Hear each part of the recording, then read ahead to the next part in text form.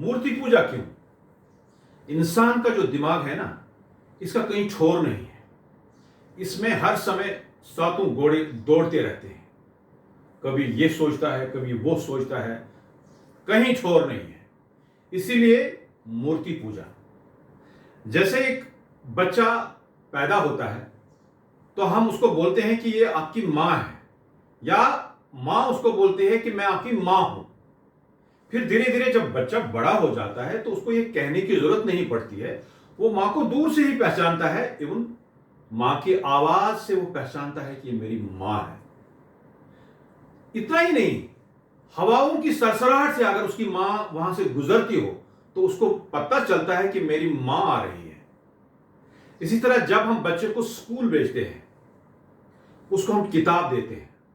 उस किताब में लिखा होता है ABCD, अ आ इ ई, या अली बे पे ते। मतलब किताब एक ऑब्जेक्ट है, उसके अंदर सब्जेक्ट है। जब तक उसके पास ऑब्जेक्ट नहीं होगा, किताब नहीं होगा, तो वो सब्जेक्ट क्या पढ़ेगा? कुछ नहीं पढ़ेगा। लेकिन उसके बाद जब वो अध्ययन करता है इस ऑब्जेक्ट को अंदर से, तो उसको पूरे सब्जेक्ट का पता चलता है। फिर उसको अ आ इ ई कहने की जरूरत नहीं पड़ती है, उसको ये पता होता है। या फिर आगे आगे वो बड़ी बड़ी किताबें पढ़ता है तो अपने आप ही वो किताब के बारे में, सब्जेक्ट के बारे में बोलता रहता है। लेकिन ऑब्जेक्ट पहले बहुत जरूरी है। अभी आपने देखा होगा, लेटेस्ट रिसर्च में वैज्ञानिकों ने जब एटम को डिवाइड किया, डिविजन्स किए, तो उसके बाद एक लास्ट जो बचा वहां पे, उसको उन्होंने नाम दिया गॉड पार्टिकल। मतलब इसमें कुछ अंदर तो है, वो दिखता नहीं है। इसलिए हम कहते हैं कि कण कण में भगवान है। तभी हम हर जगह पूजते हैं, चाहे पेड़ हो, पक्षी हो, मूर्ति हो, कागज के चित्र हो, पहाड़ हो, चांद हो, सूरज हो, पानी हो, आग हो, क्योंकि कण कण में वो है ना।